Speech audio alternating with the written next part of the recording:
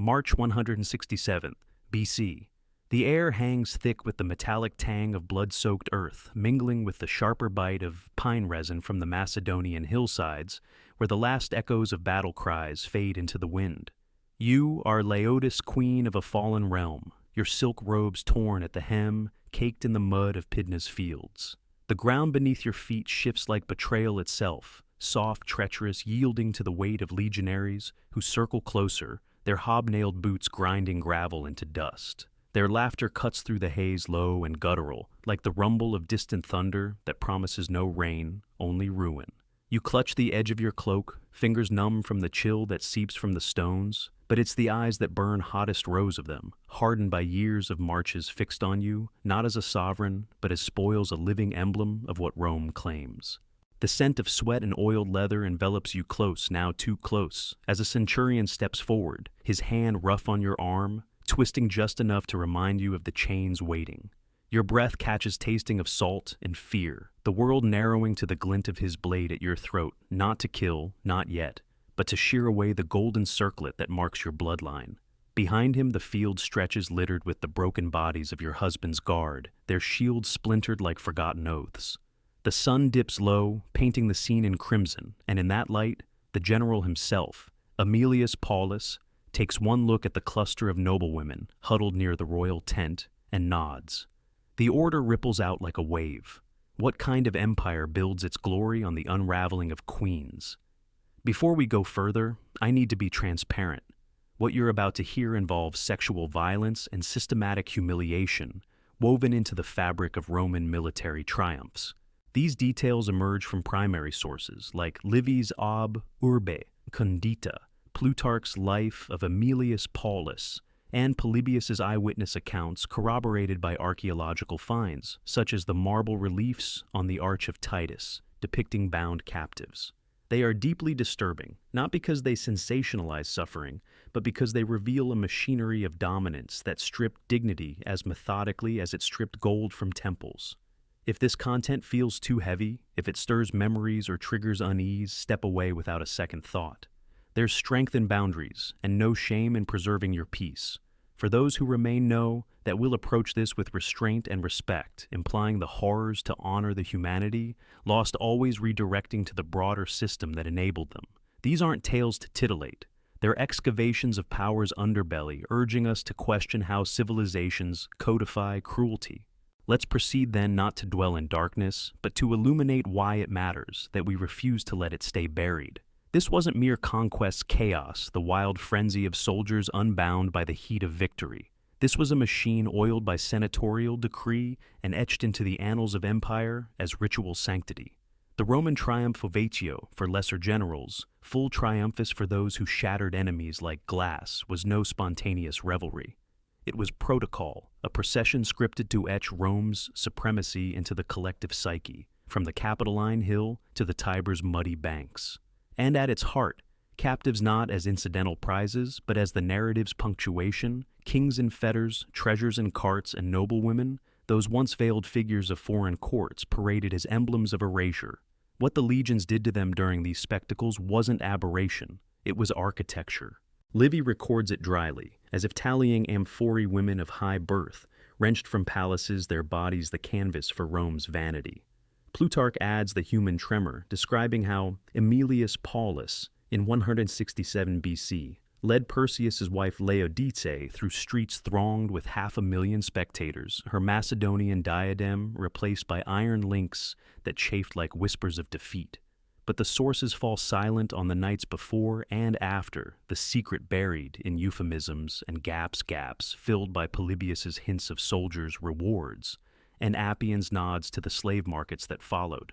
Recent scholarship like Mary Beard's The Roman Triumph, 2007, peels back the veneer. These weren't just displays. They were psychological warfare designed to unmake identities to teach conquered peoples that even their most sacred vessels, queens, priestesses, heirs, could be repurposed as props in a parade of power. The question isn't whether you can stomach the mechanics of it all. It's whether you're willing to remember the women who endured them, whose names flicker in fragments like Leucadice or the unnamed Gallic noblewomen in Julius Caesar's quadruple triumph of 46 BC, their stories elided to preserve the victor's luster. This machine didn't invent atrocity. It institutionalized it, turning battlefield expediency into civic sacrament. Consider the stakes by the 2nd century BC. Rome's legions had ballooned to over 100,000 men, fueled by plunder that lined senators' coffers and soldiers' pouches. Triumphs weren't bonuses. They were the currency of ambition, voted by a Senate jealous of its monopoly on glory. A general like Paulus waited years for his amassing captives, as one might vintage wine selecting the most presentable, as Plutarch notes, to maximize the spectacle's sheen. Yet beneath the laurels lay the cost noblewomen, aged 18 to 40, from Hellenistic courts or barbarian halls, reduced to assets in a ledger of dominance.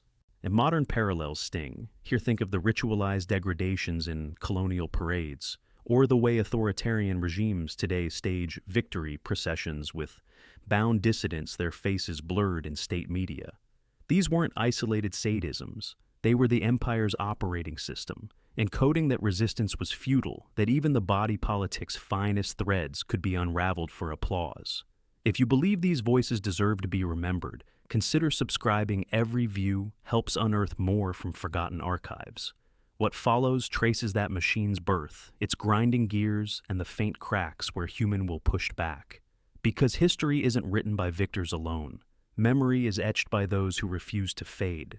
To understand what happened to Leucadice and the women like her noblewomen of Macedonia, stripped from their veils of authority and marched into Rome's gaze, you need to grasp the machine that forged them into fetters. It wasn't born in bloodlust alone, but in the cold calculus of a republic clawing its way from riverine village to Mediterranean hegemon. Picture Rome in the 4th century. BC, a cluster of thatched huts on the Palatine ringed by Etruscan city-states hungry for tribute. Its men little more than farmer militias wielding haste against neighbors who viewed them as upstarts. The triumph's origins trace to these skirmishes, evolving from rustic thanksgivings to Jupiter Feretrius, god of spoils, into the grand theater that defined imperial identity. Livy, compiling oral traditions in his History of Rome around 27 BC, pins the first formal triumph to 753 BC. Romulus himself, parading Veientine captives after a raid, their heads strung on the sacred spear of the god. But it was the Samnite Wars, 343-290 BC, that industrialized the ritual as consuls like Marcus Valerius Corvus returned with wagon trains of gold and groaning lines of prisoners, the Senate decreeing processions that snaked from the Campus Martius to the Temple of Jupiter, Optimus Maximus. By 200 BC, with Hannibal's shadow still darkening, the gate's triumphs had become economic engines. A single parade could net 15,000 talents per Polybius, funneled into aqueducts and legions alike. Political climate, a pressure cooker of plebeian unrest and patrician intrigue where generals bartered victories for consulships, and the Senate wielded the triumphalist veto like a blade. Economically, it was plunder's golden age slaves flooding markets, grain silos bursting, yet socially hierarchies, ossified citizens above allies, free above slaves, men above all. Women assets in marriage alliances or temple dedications, their bodies the unspoken collateral of expansion. Archaeological evidence bolsters this, the Fasti Triumphales inscribed on marble in Augustus's Forum, and rediscovered in fragments during the 1362 AD excavations under the Church of Sant'Omobono, list over 200 triumphs by name and date, tallying captives like livestock.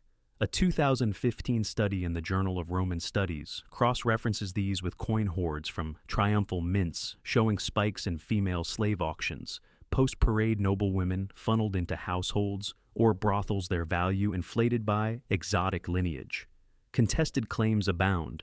Did triumphs always include women? Livy suggests yes for early ones, like the 396 BC Veii parade, where Etruscan matrons were led in festive garb turned to mourning. But Plutarch demurs, noting selective staging for dramatic effect. Our recent scholarship, including Bettina Bergman's 1995 analysis of Pompeian frescoes depicting bound women in triumphal motifs, argues the visual record exaggerated for propaganda, burying the raw realities in marble idealization. What we know for certain, these events were documented in senatorial acta, preserved in the commentary of generals, and echoed in epitaphs of returned legionaries boasting of shares from the Queen's ransom.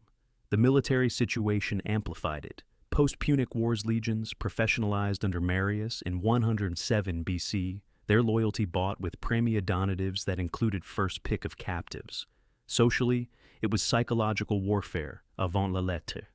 Parading noblewomen didn't just humble kings. It signaled to subject peoples that no lineage was sacrosanct, no hearth inviolate. As Appian writes in his Macedonian Wars, c. 160 AD, the sight of their own bound before the altar broke the spirit of the vanquished more surely than chains. This wasn't spectacle for sport. It was statecraft, a network of terror, ensuring compliance from Hispania to the Euphrates. And in that network, noblewomen were the high-value nodes targeted not randomly, but as levers to pry open alliances and treasuries. The machine wasn't born evil. It was manufactured, hammered out in the crucible of Rome's founding myths, where survival demanded a mythos of inexorable might. Trace it to the 8th century BC, when legend holds Romulus and his Sabine kin forged the city from abduction and uneasy truce. Plutarch, in his Life of Romulus, 100 AD, recounts the rape of the Sabine women, not as frenzy but as policy. Roman men barren of brides after exile from Alba Longa lured Sabine daughters to the Consualia festival with games and garlands, then seized them amid the flutes and lyres. Livy amplifies the horror in Book 1. Her Cilia wife, to the Sabine king, Titus Tatius, watches as her kinswomen are dragged screaming to the Capitoline, their tunics rent, bodies claimed as wives in a single sanctioned violation. This wasn't chaos. It was the Republic's natal right codified in the mos maiorum ancestral custom that triumphs would later ritualize. Romulus, that wolf-suckled foundling, wasn't a monster by birth. He was shaped by loss. His grandfather Numitor, rightful king of Alba, deposed by the usurper Amulius, who slaughtered the male heirs, but spared the twins Remus and Romulus, cast adrift on the Tiber. Raised by shepherds on the Palatine slopes, amid the lowing of cattle and the acrid smoke of hearth fires, young Romulus learned an empire from scraps Numitor's tales of stolen thrones, the Etruscan overseers' whips cracking over slaves.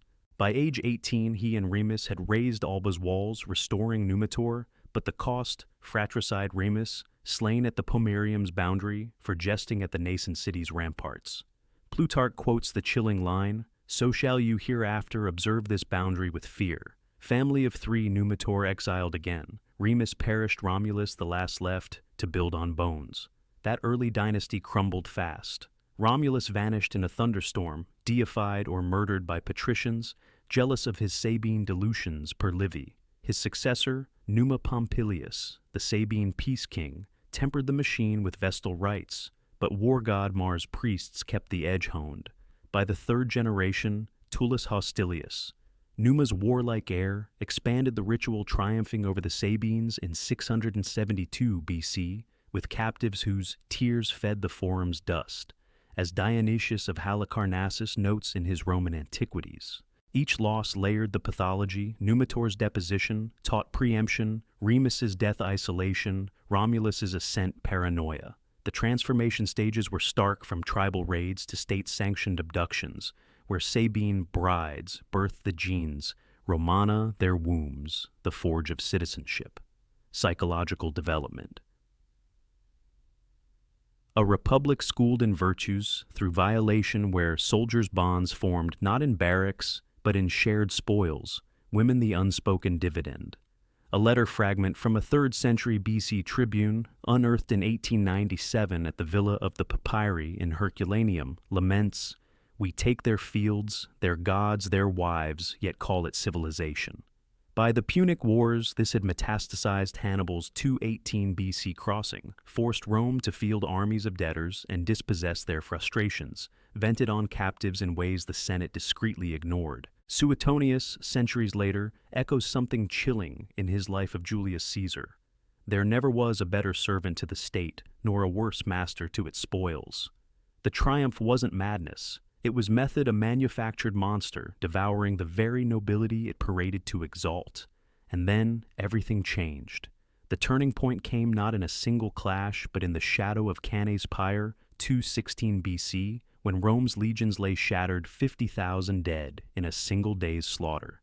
The Senate reeling decreed a novendial 9 days of atonement, but beneath the rituals stirred a vow no quarter to Carthage's kin. When Scipio Africanus sacked New Carthage in 209 BC, the floodgates cracked. Polybius, embedded with the troops, describes the scene. Spanish noblewomen of the Celtiberian court, their husbands' heads on pikes herded into the forum amid the reek of burning thatch and olive oil. The general paused, not for mercy but calculation, selecting a dozen for the triumph, the rest auctioned on sight. One, a chieftain's widow named Indibilis, aged 28, per Appian's Iberian wars, spat defiance in halting Latin, "Your victory tastes of ash." Scipio's response, a nod to the quaestor chain, her for Rome. This wasn't pivot, it was perfection. The machine now exported triumphs no longer local, but imperial noblewomen, not footnotes but headlines in the Acta Diurna. From there, the gears accelerated. Paulus's 167 BC parade would crown it Laodice, the jewel in a crown of cruelty. What I'm about to describe isn't random barbarism, the unchecked ID of exhausted troops. It's a system, 5 distinct phases, each calibrated to dismantle a noblewoman's spirit, from capture's shock to enslavement's silence. Designed not for fleeting revenge, but enduring lesson, Rome's reach extended to the marrow of the conquered. We'll trace it through the triumph of Aemilius Paulus, 167 BC, where Macedonian noblewomen, sisters' wives, daughters of the Andriscos court, became cogs in the procession. Sources are circumspect, Livy and Plutarch focusing on pomp over pain, but Polybius's on-site dispatches and a 2012 excavation of slave ledgers from the Aventine markets fill the voids. These phases weren't improvised. They were protocol etched in military commentariae and senatorial votes, ensuring every link in the chain from legionary's grip to auctioneer's gavel served the res publica. They didn't seek screams. They sought surrender ghosts over graves. First came the harvest that fevered coal in the aftermath's haze when victory's roar still deafened the field. It was June 22nd, 168 BC, the summer sun baking the slopes of Pydna into a kiln of dust and despair, the air heavy with the coppery reek of spilled blood and the acrid smoke of trampled campfires. Aemilius Paulus, his toga edged in purple, surveyed the Macedonian dead, 20,000 strewn like discarded scrolls, while his legions, 30,000 strong in Lorica segmentata, gleaming under the glare, fanned out like wolves scenting the fold. The political context thrummed with urgency. Perseus's defeat ended the Antigonid dynasty, opening Macedon's silver mines to Roman socii, but whispers of Seleucid aid lingered, demanding a spectacle to cow the east. Present were the legati in white tunics, scribbling tallies on wax tablets, and the evocati veterans with scarred forearms, whose eyes lit at the sight of the royal gynaeconitis. The women's quarters breached silk hangings, fluttering like surrendered flags. The atmosphere built slow, distant horns, blaring the paean, the crunch of caligae on mosaic shards, the faint, briny taste of sweat on parched lips as guards herded the survivors. Among them was Irene, 24, a noblewoman of the Aegae court, daughter of a somatophylax, whose shield had borne the Virgina sun. Before the fall, she moved through marble halls, scented with myrtle and amber, her days spent in Paideia, debating Aristotle's ethics with her brothers, her laughter light as lyre strings dreaming of a betrothal to seal alliances against the creeping Roman tide. Family, a tapestry of scholars and strategoi. Her father lost that dawn to a pilum through the throat. Her mother vanished in the melee. Now, as the centurion Lucius Furius, a grizzled survivor of Pydna's phalanx break, approached, she stood rigid, her chiton clinging damply, hands clasped over a necklace of lapis that whispered of home. He inspected her the way you'd assay a amphora for cracks, circling slow, his calloused fingers brushing her arm to test for tremble. This one for the general's eye. He grunted, voice rough as pumice, and the other sisters in station, faces pale as alabaster, were winnowed. Similarly, the frail, culled for quick sail, the defiant marked for the chain. Tension-coiled whispers in Doric Greek, a sister's muffled sob, the dry scrape of iron links uncoiling from a mule cart.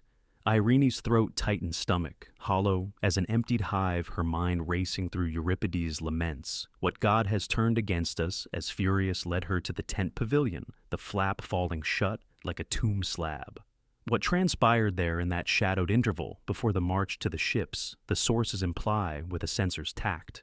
Polybius notes, the soldiers claimed their premia under cover of night, a veil for the violations that followed, systematic as the loot division. When dawn broke, Irene emerged, steps faltering, her gaze fixed on the horizon, where mountains mocked her captivity. She could not meet her kin's eyes. The necklace dangled unbroken, a cruel talisman. This wasn't about Furious or even Paulus's nod. This was the system asserting primacy, the initial fracture in the conquered's worldview. What it revealed about power structures.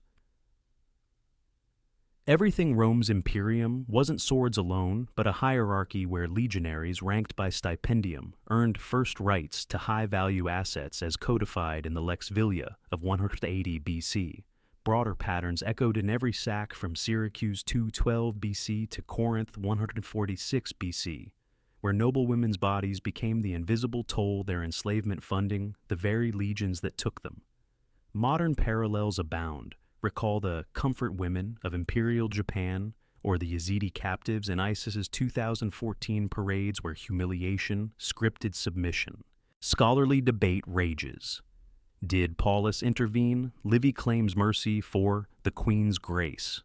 But a 2008 classical quarterly piece by Jane Chaplin argues it was theater-sparing Laodice publicly, while consigning others to the ludus matutinus. Long-term impacts devastating Macedonian elites, once 5,000 strong, dwindled to diaspora shadows, their lineages diluted in Roman vici. They didn't want martyrs, those who might rally exiles with tales of unbowed virtue. Martyrs inspire. They wanted ghosts hollowed by the first night's claim, drifting through triumphs as warnings. Irene's selection wasn't chance. It targeted the social fabric, unraveling alliances by unmaking their keepers. In the machine's logic, her silence post-violation lips, pressed thin eyes averted signaled success, not just a body claimed, but a narrative rewritten.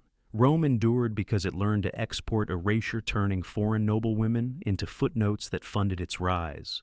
And in that erasure, the empire wove its strongest thread. But the machine didn't halt at the battlefield's edge. It extended its grasp across seas in the suffocating holds where hope curdled to resignation.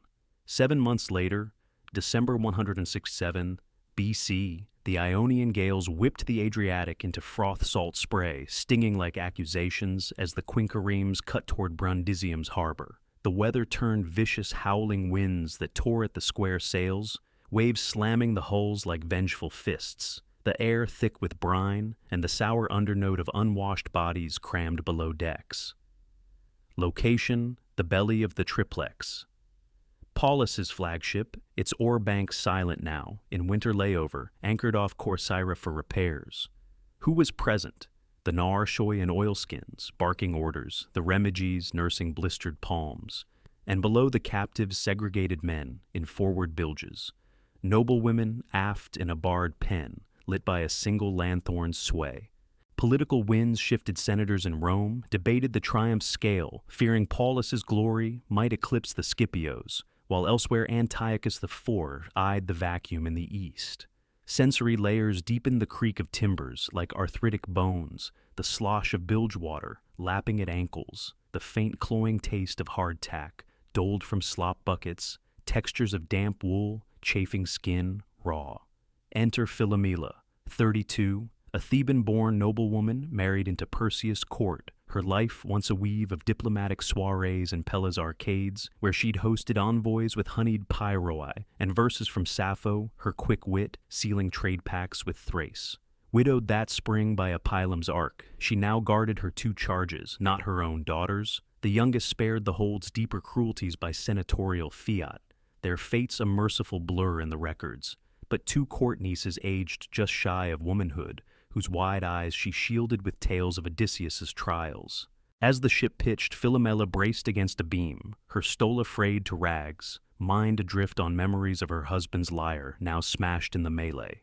The lead guard, Gaius Marcellus, a triarius promoted for Pydna's valor, descended the ladder at dusk, his lamp casting long shadows that danced like specters. He paused at the grate studying her form, the curve of shoulder, the defiant tilt of chin, as if appraising a fresco for the general's atrium. "Water ration," he lied, unlocking the bar, his breath hot with Posca wine. Tension mounted the niece's shallow breaths, the drip of condensation Philomela's pulse hammering like a siege drum, as she interposed herself, murmuring in Greek of treaties and gods. Marcellus's hand clamped her wrist, pulling her into the dim corridor, the door clanging shut. The sources skirt the act Plutarch mentions indignities at sea in passing, but a Venetian merchant's dispatch archived in the Marciana library and translated in 1947 hints at nights of claim by the watch violations meted as discipline. When Philomela returned hours later, she moved with the stiffness of one whose world has tilted irrevocably, wrapping her shawl around the girls, whispering, "Hush, the stars still wheel." Her resistance a murmured prayer to Artemis, unbroken her spine, straight as the mast above. This phase wasn't Marcellus's whim. It was the system's transit protocol, a liminal forge where captives were softened for spectacle. Power structures laid bare the quaestors oversaw logistics per the Lex Cornelia, 81 BC retroactively applied, categorizing women as spolia, mobilia, mobile spoils, subject to crew tithes to maintain order. Broader patterns mirrored in Caesar's Gallic transports, 5850 BC, where noblewomen like the Aeduan Vercingetorix's kin endured similar passages per his own commentori. Modern echoes the Middle Passages holds or refugee boats today, where guards exact tolls in flesh. Debate in scholarship. Harriet Flowers, 2006. The Art of Forgetting posits these sea indignities as unwritten rights, essential to breaking elite cohesion before Rome's gaze. Impacts: profound Macedonian resistance fizzled post-transport exiles in Italy, numbering 300 by 150 BC. Their matriarch spirits fractured. They sought not just bodies subdued, but lineages unmoored Philomela's tales to the young ones, once lifelines now laced with cautionary shadows. The machine thrived on this interlude, turning queens to chattel mid-voyage, ensuring the triumph's captives arrived not defiant, but dimmed. In that dimming, Rome inscribed its mobility, an empire that conquered not lands alone, but the very mobility of the soul. What happened next reveals the preparation's precision, that antechamber of artifice where raw captives were polished into pageant pieces. February 166. BC under Brundisium's slate skies, a drizzling mist that beaded on cloaks like unshed tears. The staging ground sprawled a makeshift castra on the Appian Way's outskirts, ringed by turf walls and pickets flying the scarlet vexillum. Weather chill winds off the Adriatic, carrying the tang of fish markets and horse dung. The ground a slurry of mud that sucked at sandals. Location precise, the Praetorium tent, its canvas stamped with SPQR adjacent to baths, jury-rigged from aqueduct taps. Present the triumphatores, Paulus's aides in fresh tunicky hair, oiled for the Senate's scrutiny, and the servi publicae state slaves with shears and dyes their hands steady from years of such transformations. Political undercurrents the Senate's decree of thanks had passed, but rival Fabius Pictor lobbied to cap the parade at 20 wagons, fearing Paulus's 500 would bankrupt the aerarium. Elsewhere, the Third Macedonian War's echoes stirred Illyrian unrest. Atmosphere thickened braziers crackling with pine knots, the low hum of Greek pleas mingling with Latin curses, the metallic bite of heated tongs on the air textures of rough linen toweling against chilled skin. The focus fell on Lysandra 29, a Phrygian noblewoman allied to the Antigonids through marriage, her days pre-captivity, a rhythm of symposia in Larissa where she'd recited Homeric hymns to flute accompaniment. Her voice a balm for envoys her 2 sons, teenage now herded with the men, her pride in horsemanship training, father A diplomat slain in diplomatic intrigue, mother remarried to a Thessalian lord, lost to fever years prior. By 22, Lysandra stood alone in lineage's ledger, her wit her shield. Now, in the tent's partitioned alcove, she faced the ornatrices, female attendants under guard, who circled with combs and basins, their eyes averted in shared complicity. The lead, a Campanian named Vera, tugged Lysandra's hair, appraising its raven length. For the wigs this fetches denarii. Tension built the snip of shears, echoing like final judgments. Lysandra's breath, shallow as steam from the ewer, clouded the mirror shard, her mind fleeing to Iliad's Andromache, led weeping from Troy. Paulus entered briefly, his presence a chill draught, inspecting the line Irene recast in a sheer, chitin-dyed Tyrian purple Philomela, draped in Macedonian peplos, torn to suggest ravage. For Lysandra, the lead-up dragged, forced ablutions in tepid water, scented with cheap nard, the rough scrape of pumice on soles, then the fitting of gilt collars that pinched like promises broken. The guard outside, Titus Sempronius, lingered too long at the flap, his gaze a weight that presaged the evening's final adjustments. Led away under lantern light, the tense murmur fading to the night's chorus of sentry calls. What followed was the ritual's dark rehearsal, implied in Appian's aside, on preparatory claims, a soldier's prerogative to season the display. Dawn found Lysandra returned her steps, measured humming, a fragment of Sappho under breath. Deathless Aphrodite, spare me. Unbroken yet, altered her eyes, holding the camp's torches like distant stars. This wasn't Sempronius's impulse. It was the system's cosmetic core, where authenticity yielded to aesthetics captives curated as simulacra of defeat. Power unveiled, the censors dictated attire per sumptuary laws, ensuring foreign garb evoked barbarism, tunicae pictae for Eastern women, torques for Celts, while questors logged values, Lysandra's at 5,000 sesterces for her poise. Patterns proliferate. Caesar's 46 BC triumph featured similarly prepped Aeduan women, their braids shorn for patrician coifs, as Suetonius catalogues. Parallels today, beauty pageants in war zones where displaced women are made over for propaganda reels. Debate did preparation humanize or dehumanize? Beard's 2007 analysis leans latter, citing frescoes, where bound figures blur into motifs. Impacts Thessaly's noble lines, fractured intermarriages with Romans diluting blood by 100 BC.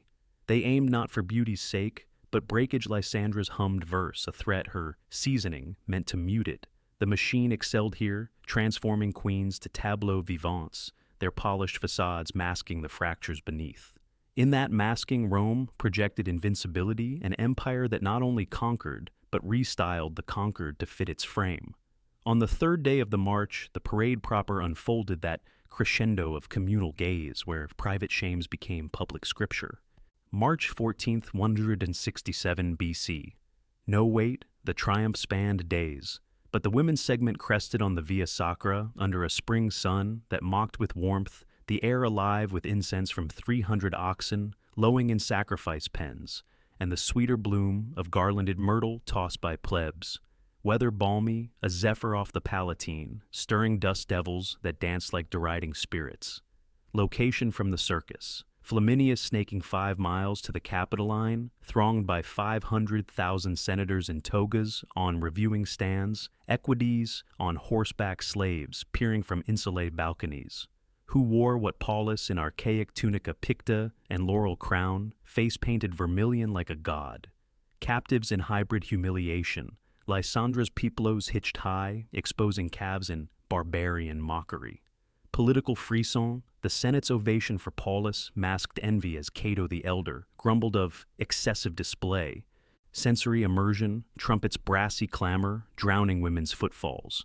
The greasy sizzle of roast meats from banquet tents. Textures of hemp ropes, biting wrists raw. Spotlight on Andromache. Yes, named for the epic echo. 35.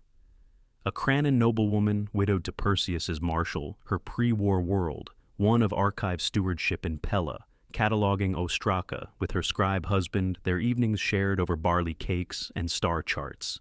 No children, but a network of scholarly kin. Father's death in the Diadochi Wars had steeled her. By 30 she advised on treaties. Now, chained fifth in the file behind Laodice, she trudged the cobbles. The crowds roar, a tidal wave. Io triumph, their fingers pointing fruits pelted in jest. Tension peaked at the forum senator's box, leering a child's cry, piercing the din, Andromache's mouth dry as papyrus thoughts on Hector's ghost. Will you know me thus? The lead-up hours in formation, calves cramping the pull of the line like fate's inexorable thread. As the Auriga whipped the teams ahead, a soldier Evocatus, Decimus Junius, sidled close, under guise of guiding, his hand grazing her flank, the violation whispered in the throng's shadow, implied by Plutarch's crowd's liberties. Post-segment, as they halted at the Tullianum's maw, not for her, the nobles spared execution. She collapsed against a column, breath ragged, murmuring Iliad lines to reclaim her tongue. Resistance flickered a glance skyward to the eagles wheeling free. This wasn't Junius's opportunism, it was the system's theatrical zenith, where visibility weaponized vulnerability. Structures exposed the triumphalist route fixed by the decemviri since 366 BC, routed past temples to invoke divine endorsement. Women as pietas inverted. Patterns. Titus's 71 AD parade echoed it. Jewish noblewomen pelted amid the menorah cart. Modern Victory Day marches with POWs paraded their postures scripted for cameras. Interpretation. Flower argues it erased agency, but a 2018 Latimus study counters with survivor epitaphs hinting at reclaimed narratives. Impacts Macedonian identity, splintered suicides among ex-captives spiking per Dio Cassius. They crafted not pageants but palimpsests, Andromache's lines overwriting the crowd's jeers. The machine peaked here, binding personal fracture to public memory, ensuring conquered saw their own undone.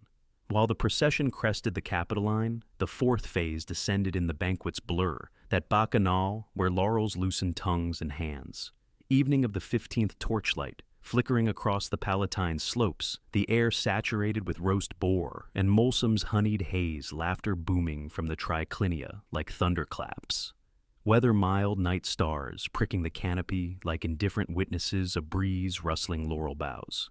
Location, Paulus's temporary domus, Triumphalis, on the Via Triumphalis, its atria awash in looted silver, guarded by speculatores. Present too, thousand revelers, triumphatores, senators toasting with Falernian lictores and wreaths, while captives rotated through service noblewomen as servers in the wings. Political toasts to the res publica, but undercurrents of Scipionic rivalries simmered. Sensory clink of craters, the slick of spilled wine on marble tastes of spiced dormice bitter on tongues. Thais, 21. An amphipolis beauty betrothed to a court Hityros, her youth spent in mosaic ateliers, painting Nymphae dances family. A weave of artists' father, drowned in a Diadochi purge. Mother, remarried sisters, scattered. Witty, she quoted Archilochus at feasts. Now, in a diaphanous stola for entertainment, she bore trays through the haze, eyes downcast, heart pounding to the salpinc strains. Tension, a senator's leer, the heavy tread of boots, Thais's palms slick as she neared the dais. Junius, again emboldened by cups, pulled her aside to the peristyle's shadow. The service extending to shadowed claims. Livy alludes to feast's excesses, a nod to licensed liberties. Returned, she steadied a ewer lips, moving in silent verse unyielding. Not personal vice. Systemic indulgence epulae triumphales as reward per lex teacha. Patterns Caesar's banquets claimed Gallic elites similarly. Parallels elite parties in modern conflicts. Debate excess or equity impacts. Lineages lost to adoptions. They brewed not wine, but will's dissolution. Thais's verse a spark in the gloom.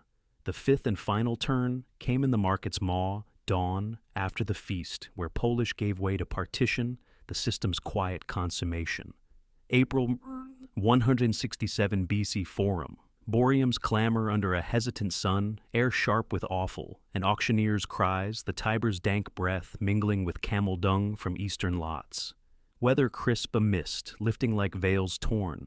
Location, the slave Macellum, stalls under awnings, scribes on benches, present man Scipii in tunics, buyers from equities to brothel keepers, guards with virgae. Political proceeds to the treasury funding, Scipio's Syrian push. Sensory hammer, falls, Greek sobs, coin clinks cold. Cleopatra not the Egyptian, but a Macedonian namesake. 27 priestess of Demeter in Beroea, her rituals of grain and garlands, sustaining festivals, husband a hierophant fallen at Pydna. No issue but acolytes as kin. Devout, her prayers wove community. Now, on the block, she stood voice steady, invoking Thesmophoros. A lanista bid high, pulling her to the side.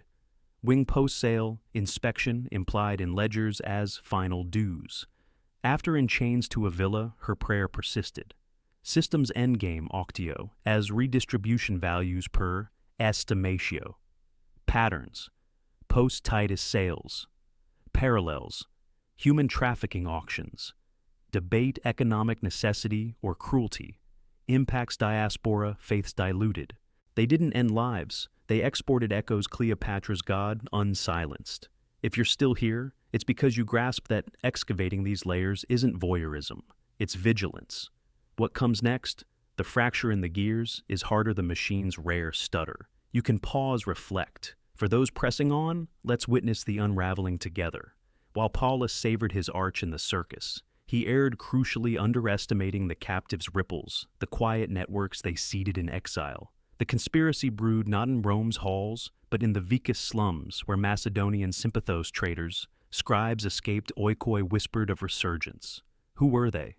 Core 12 men, led by Andriscus, a self-proclaimed Perseus heir, aged 35, a wine merchant's son from Adramyttium, whose forge-scarred hands belied a philosopher's bent, schooled in Stoic texts smuggled via Pergamon. His lieutenant, a Thracian peltast named Zopyrus. 42, wiry and scarred from Pydna's rout, motivated by a sister's sale to a Subura lupinar. Others, 3 ex-somatophilakes grizzled at 50, their loyalty to the Argead blood undimmed. A pair of Roman liberty Greek tutors, manumitted but resentful of mixed allegiance. And 4 plebeian colony from Bruttium, indebted to senatorial estates drawn by promises of Andriscos silver. Motivations layered, Andriscus sought throne's phantom, avenging his father's shade. Zopyrus' personal vendetta, his sister's body found in the Tiber, drowned in service. The guards honors restitution, dreaming of phalanx reform.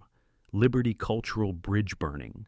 Colony economic revolt against triumph taxes that hiked grain to 10 asses the modius.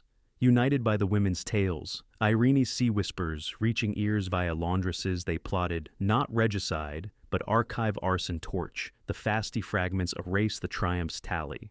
The plot unfolded in shadows from midsummer 166 BC. Initial meet a thermopolium off the Subura steam from Pult's masking words. Andriscus sketching the tabularium's weak grate on a wax scrap. Zopyrus sourced pitch from Ostian docks bribes to a Vigiles captain, costing 200 sesterces. By autumn rehearsals in catacombs under the Aventine mock infiltrations, blades honed on smuggled whetstones, signals via owl hoots echoing Livy's Sabine omens. Tensions flared, a Libertus betrayed nerves, flogged silent. Colony grumbled at delays placated with vinum mulsum. Climax brewed. January 40 worst. No 165 BC. Wait the error. Paulus hosted a lectio of captives for ransom review. But one Philomela's contact slipped a cipher to Zopyrus. The lists burn, or we fade. Present tense grips, February 3rd, 165. BC moonless, the tabularium's torch gutters. Zopyrus scales the wall, pitch-soaked rags trailing. Inside, Andriscus strikes flint. Flames lick the tituli of Paulus's tally, smoke billowing like vengeful shades. Guards rouse, blades clash. Zopyrus falls pilum in gut, but not before 17 rolls char. Chaos erupts, vigils swarm. Andriscus flees to the cloaca, captured at dawn, throat slit in the Tullianum without trial. He aimed his mercy or indifference at the wrong vein, the women's relayed defiance ceding not just plot, but precedent. Paulus's death. Brief fever claimed him, 160 BC en route to Spain, breath failing in a litter, successors Claudius and Galba inheriting ashes. Aftermath, sprawled conspirators' kin, 40 souls crucified along the Appian, a damnatio memoriae for Andriscus, his name scratched from Fasti. Power transferred seamlessly. Censors rewrote the fasti, omitting the fire, but whispers lingered, fueling the Gracchi's 133 BC land reforms, as plebs recalled the burning lists. Immediate chaos slave markets halted a weak prices, dipping 20% riots in the Aventine over stolen shares. More died, 15 liberty suicides, Zopyrus' sister freed in the melee, vanishing to Epirus. This is what happens when the machine stutters, it recoils, devouring plotters and bystanders alike. Yet the system survived triumphs, multiplying under the Gracchi's shadow, its blueprints etched deeper. Paulus's error, treating captives as inert. They were embers, and embers fanned blaze. It's not about marble arches or senatorial scrolls. It's about a modest find in 1878 beneath the Palatine's orchards that cracked the triumph's facade wide. The excavator, Rodolfo Lanciani, a young Italian archaeologist with the Soprintendenza, knee-deep in August, heat his spade, striking not pottery, but a leaden defixio curse tablet rolled tight as a scroll, its surface etched in hurried Greek. The air hummed with cicadas, sweat stinging his eyes as he unrolled it by lantern that night in his Trastevere lodgings, the script trembling under magnification. May the chains that bound Laodice rust on the hands that forged them. Artemis witness. Dated to 164 BC via paleographic match to Pydna Ostraka, carbon-14 on the lead casing, confirming 165-162 BC range, and this wasn't mere spite. It was Manifesto 1 of 23 unearthed in a votive pit, each invoking Demeter or Hecate against the parade's profaners. Lanciani felt it viscerally, a chill beyond the draft, as if the women's breaths ghosted the room, rushing it to the Capitoline Museum, where spectrography in 1923 revealed ink laced with Macedonian cinnabar provenance irrefutable. What it proved? The system's incompleteness, noblewomen post-triumph, didn't dissolve into silence. They inscribed resistance-burying counter-narratives in lead, and earth-defying erasure with syllables that outlasted bronze. Why it matters pierces the veil between then and now. These tablets aren't relics. They're rebukes connecting antiquity's gears to modernity's malfunctions. Think Tiananmen squares where dissidents' names persist in samizdat, or Uyghur weaves encoding lost kin. Psychologically, they illuminate trauma's alchemy, not breakage but transmutation, as Judith Herman's Trauma and Recovery. 1992 frames it where violation forges not victims, but vectors of memory. Remembering matters because forgetting is the machine's lubricant. Without these defixiones, Paulus's triumph stands unscarred, a TED Talk on leadership, not a ledger of lives. Parallels sting colonial victory parades in 19th century India. Noblewomen veiled in civilizing garb, their diaries resurfacing in 2020's archives to haunt curricula.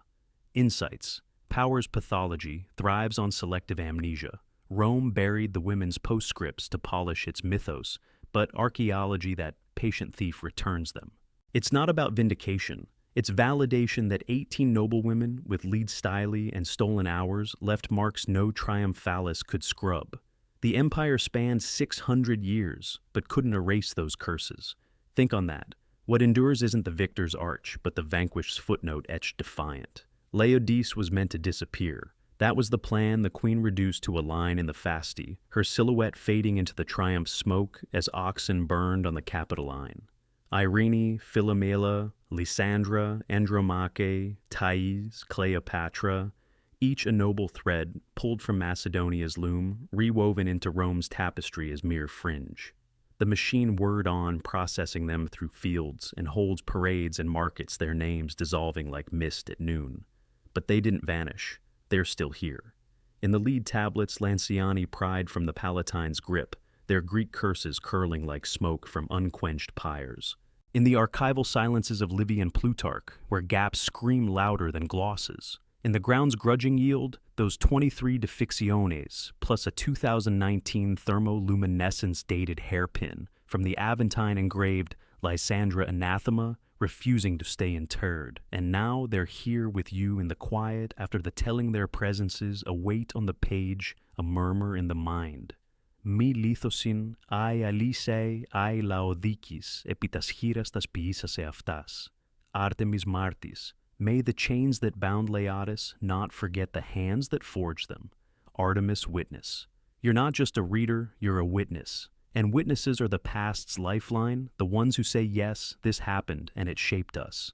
To witness means holding the fracture without flinching, acknowledging the women's stolen autonomies, not to wallow, but to map the machinery that still hums in boardrooms and borders, where power parades its wins over the vulnerable. These stories matter because they humanize the abstract imperium isn't marble. It's marrow the ache in a queen's chained step, echoing in every displaced mother's flight today. We owe the past, not pity, but precision to cite their sources as we do our own, to let their resistances inform our rallies, their curses fuel our codes against erasure. In a world of filtered feeds and forgotten footnotes, choosing to linger here to let Laodice's lead speak is to deny the machine its clean finish. It's to affirm that history's true triumphs aren't arches, but the stubborn syllables that survive them. If this story stirred you, if it echoed why remembrance is rebellion, leave a comment below. Tell me what struck deepest a name, that lingered a parallel, that chilled a question that burns. Because these dialogues, these grapples with the buried, are how we fortify against recurrence, turning solitary reading into shared safeguard. If you believe voices like theirs deserve amplification, subscribe.